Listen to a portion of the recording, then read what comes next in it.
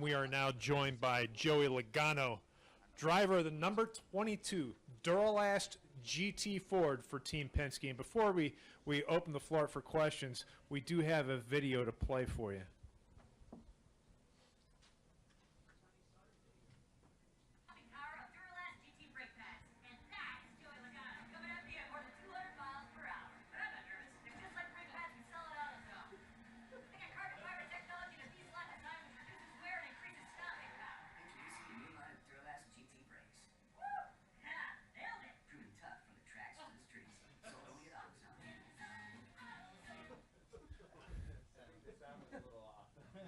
I'll tell you what, that was nice and fast, just like you are on the racetrack, Joey. I'll tell you. You know, you were a part of a really cool partnership earlier this month where you collaborated with AutoZone with the release of the new Duralast GT brakes. Now, as part of that, you're continuing your relationship with AutoZone to test those brakes for street and track racing and for track racing performance and help bring that Duralast GT campaign to life. Clue me in. How did that all come to be? Well, I think the cool thing about all this is that, similar to the relationship with Pennzoil and how we developed the oil for our race cars with Team Penske engineers and Pennzoil's engineers, the same things happen with Duralast and being able to create a brake that is awesome for our race car. And also the same for your street car you're driving down the road, and then that's the type of partnership that we look for, and they're able to bring a lot to the table for Team Penske, and we're able to give them a lot. So it's a great partnership. Something that we've run their brakes at at the Clash, was able to win that race with it already. So they're already race proven winners.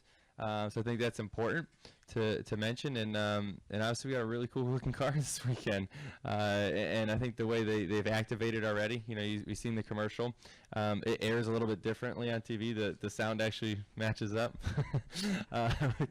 with the lips, and we may sound a little different, but the commercial's great. It's great to see the activation and the willingness to really put everything into this sponsorship as well as our sport, and seeing the faith that they have in our sport is important. So another great announcement, I would call it, for Team Penske and this 22 team, as we've been able to show here this year so far. It's an outstanding partnership. Let's open the floor up for questions. If you have questions for Joey, let's start here with Zach Albert, and then we'll go to Jared, and then to Matt. Yep, Zach Albert, NASCAR.com. Joey, just checking to see, like, with these brakes, do you what's the testing process like for you guys, and how close are you guys to potentially bringing them to like a week in, week out application? Yeah, so that's challenging, right? Because we don't get to test very often with the actual race car on the racetrack. So, we all know that testing, back at home and on the rigs and all the machines and obviously going through all that is one thing. And then when you put it on the race car is a different thing. So with the testing bands that we have in NASCAR is a challenge to introduce it, but it's something that we need to make sure it's proven, obviously, as we get it onto the racetrack, and there's no doubt in my mind it's going to get there. They're really good, the races I have run them. So as I said, I'm excited about the partnership and where this can lead to making our race car faster. Okay, we'll go to Jared, then to Matt Weaver, then to Aaron, then to Mike. Yeah, Joey right here. Jared Turner at Edgestead Marketing. Hey, Joey. Hey, oh, you're back there. I mean, I was looking all over. It's all good, man. It's all good. I had a question and one quick follow-up. What, in your estimation, is the key, or what are the keys to being successful at the 500-mile races and, of course, the 600-mile race being the Coke 600? Is there some common thread among drivers that succeed in those long events? To me, I think the big thing is just obviously keeping cool and positive throughout the event. Most of the time, if you have 500 or 600 miles, it presents a lot of opportunities for mistakes, not only from yourself or your race team, but from other race teams. And it also presents an opportunity to recover from those mistakes. So I think, obviously a lot of teams, sometimes you have a mistake and it snowballs and it keeps getting worse and worse and worse. If you're able to overcome that and get something out of it, you're able to make up a lot throughout the day. So I think those 500-600 mile races, I mean, it's just they're long and grueling, and we say 500-600 miles, but 500 laps here at Martinsville is just as long a lot of times, and so these cup races in general are long, and our team this year has been able to recover a lot to get solid finishes out of our cars, and that's a lot of times because our cars have been pretty fast this year, and I think that's just like they've been last year. But when you have a quick car, you're able to recover a little easier as well. Yeah, and just looking ahead to the road courses in Sonoma in particular, the racing there at both road courses really has been so crazy the past few years. When you think about adding stages into the mix, how does that affect strategy? How does it affect the races on the road courses? Possibly more at those racetracks, and particularly Watkins Glen, than any other racetrack probably so far. A lot of times we go to Watkins Glen and there's always the talk of the 2-stop or 3-stop strategy. Well, I don't really know how that's going to work out, because now you actually know when the cautions are going to fall, and you're racing for points, but obviously you can pit and not go down a lap, and there's not much tire fall off. So I don't know. That's why Todd gets paid the big bucks to make those decisions. I always tell him, I say, let me drive the car and you call the race, and that's how that's going to work out. But there's going to be a lot of different strategy on how that plays out. Okay, we'll go next to Matt, and then up here to Aaron. Matt Weaver, AutoWeek.com. I found it really fascinating last week at Auto Club that your teammate Brad Keselowski suffered a lot of damage on his car, but was still able to drive it all the way back to second place. A couple of years ago, that probably wouldn't have happened at a place like Auto Club. Are we now at the point with the development of the Gen 6 car to where we have that car that we wanted, where we said we wanted mechanical grip, not a dependence on aero? How close are we to that kind of magic formula? We're always going to depend on aero. We're never going to be able to take that away. We can't unlearn what we already know. We can try to make the cars less aero dependent, which we have, for sure. I definitely know that the damage that was on Brad's car wasn't helping him. I can promise you that. But they did a good job fixing it to where it was still competitive. And I think when you have all those restarts at the end and all those different strategies and and all that stuff, they were able to work on their car, get their balance right, and then be able to capitalize on those restarts at the end to get a second place finish. So, I think a lot of things lined up just right for them to be able to recover from the damage that they had. But our cars are still aero dependent. That's always going to be that way. It's just the severity of it, and it seems like that has backed off some. And second, a couple of years ago, you and Brad were on the front row, and you guys would kind of trade who ended up in front. Excuse me. How important is it that you have a teammate starting there beside you that can kind of give you a break to let you get on the bottom, and how damning is it to be on the outside? It's awful to be up top. I can tell you that much. It's hard to find a hole. If you can't find one quick, you're in big trouble. So I was rewatching the race from the fall, and we were fifth coming out of the pits, and the 4 had a penalty, and we started fourth because of it, and we fell back to 10th or 12th from fourth place. So it's really bad to be up top.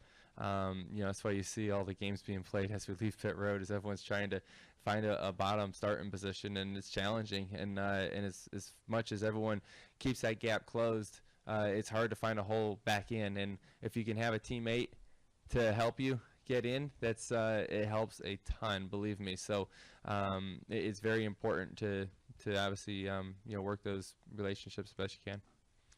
Okay, we're going to go next to Aaron, then up front to Mike, Bob, and Jeff. Hey, Joey.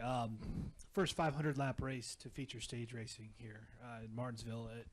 This place is kind of known for chaotic finishes. I'm curious if you think, stages are valuable enough that we may see some of that chaos at the end of those stages, or what impact we might see on Sunday.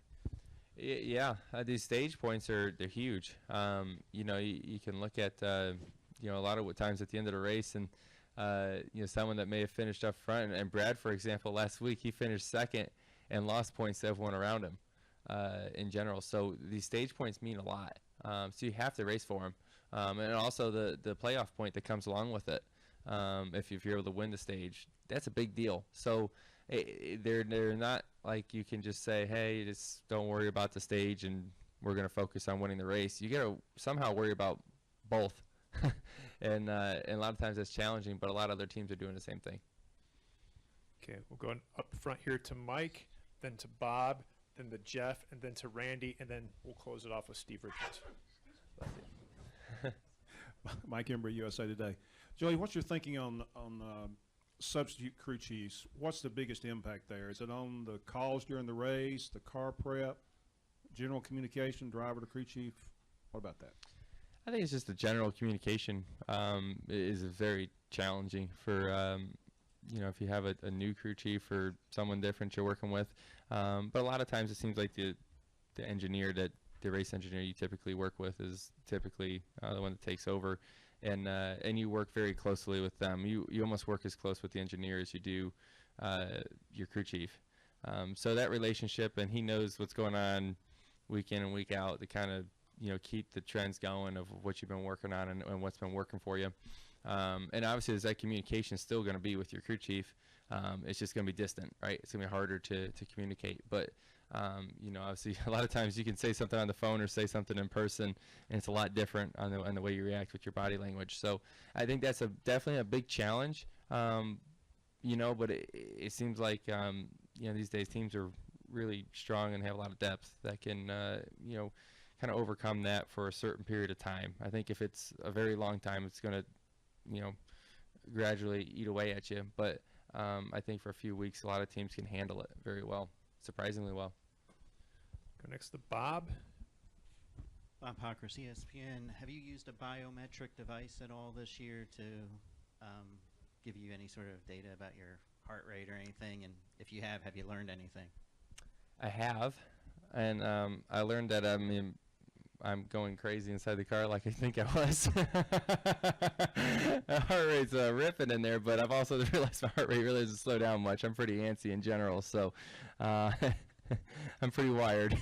That's what I've learned. But it's cool to see your heart rate, on particularly restarts, and then as a long run kind of comes, it comes back down a little bit, and then the elevation is usually about 10 beats at the end of the race. And all of a sudden, it's like my peak heart rate is at the end of the race every week, consistently. I thought something was interesting to all that point as well, as I thought, Daytona was just as high as Phoenix.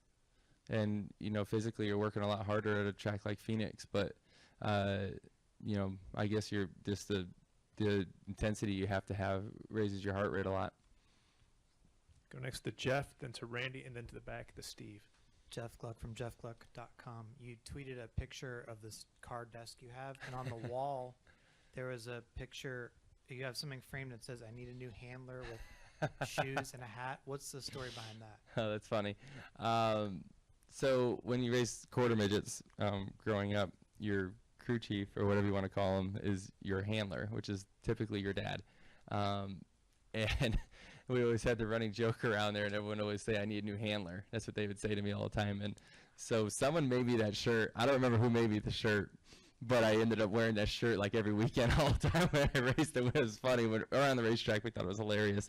And so I had that and the shoes I raced with and all that type of stuff. My parents gave that to me for Christmas a couple years back. I thought it was really cool. Yeah. Mm-hmm. Mm-hmm. Barry Richmond, Piedmont Broadcast and WAKG.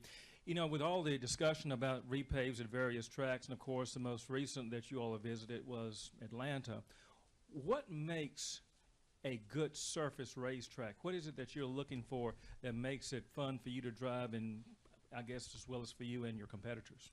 Yeah, basically you want a track that's you're able to move around, a track that wears out tires.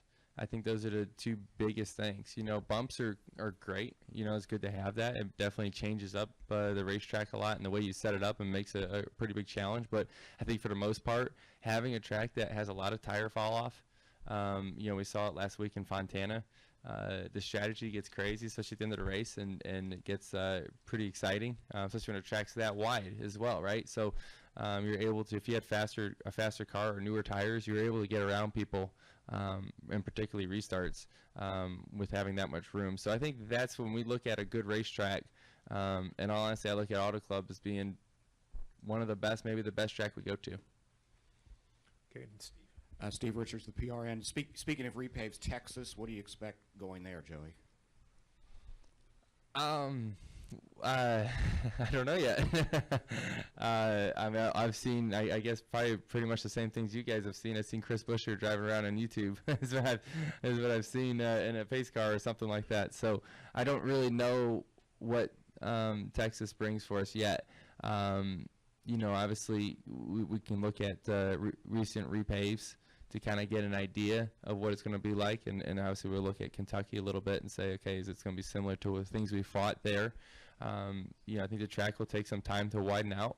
But hey, when you look at turn 1 and how wide it is now and how flat it looks since they repaved it, I don't really know exactly where we're going to be running, if the track's going to widen out or not. Usually it takes a little bit of time to do that. But, you know, we've seen Kansas as a repave as probably the best repave that we've seen. Because cars can run on the top and the bottom with the progressive painting and all that. So it'll take some time to realize or to understand where Texas is going to go. What do you hope they will have accomplished? Well, I think, you know, Texas already had some good racing before. I think the biggest thing we hope they accomplish is that the track stops sweeping when it rains, right? And I'm pretty confident they've looked into that enough to fix it. You know, so I think that's the biggest thing we hope they fix. Any additional questions for Joey Logano? Go up here to Charles. How do you rate Martinsville in your tracks? And how does it in your line? Martinsville is one of those places I think every driver wants to win at. Everyone wants to have that clock in their house, you know, and you know, that's something that it's very special. Every time I come in this room and I look around at these pictures on the wall and I think, man, this place has been around for a long time and a lot of legends have won here. And similar to Daytona, you want to be that guy that can say, hey, I've won at Daytona, and hey, I've won at Martinsville or Darlington. It's one of those very historic racetracks that you want to, as a race car driver, you know, click that off on the bucket list and say, hey, I've won at Martinsville. It's a very special thing. It's a very challenging, very hard thing to do. We haven't done it yet. We've come awful close, but this is definitely one of those tracks you want to click off. Hey, Joey, Hank Kurz with AP. How much closer do you feel to getting that done? Winning here? To winning here? It depends on the day. Sometimes I feel like we're really close, and then you know, the next race will be completely different. So yeah, it's a matter of just kind of staying up with the changes. Obviously, we got a new tire this weekend. How that's going to react, we're going to have to pay attention to that to see how that's going to be. And then you know, I think you know, track temperature has a pretty big effect here on how the race is played out and what you need in your race car to be fast. So you know, we'll keep an eye on all that stuff, and obviously with the weather this weekend is going to be you know, I think pretty good once we get through maybe one more shower today. So I think it's going to be great. Do you kind of marvel at how Denny and Jimmy just kind of have it figured out every time they come here? There's a reason why, right? Is it's one of those tracks that's very challenging to figure out, and it seems like once you hit it, you're good. You know, you win a lot of races, and you can see that with the way Jeff Gordon was, and Jimmy and Denny, and you know, there's a lot of drivers that are fast every time. All the Gibbs cars are usually fast here every time they come here. You know, so I think it's you know, it's one of those places that if you can figure out as a driver what you need, and then you get your car where it needs to be, it doesn't change a whole bunch. You know, maybe a couple of balance things, but once you get the gist of it, it's pretty much is what it is. Go to Randy. Yes, Joey, Ford has showed a resurgence this season, but they haven't won here since 2002. How huge would it be to sort of get off the snide there? It'd be nice, but we are aware of that stat. I can say that's how important it is. We're aware of that, and we've led a lot of laps as a Ford team, as Team Penske in general. We've led a lot of laps here as well. You know, and I think with the Stewart Haas cars here, that can help that as well. But it's definitely one of those racetracks that you're right, Ford hasn't won at in a long time. You know, so hopefully it's right around the corner. Well, Joey, good luck this weekend, and thanks to our friends at Duralast GT for putting that paint scheme on your car, and good luck this weekend in Martinsville. All right, thank you guys.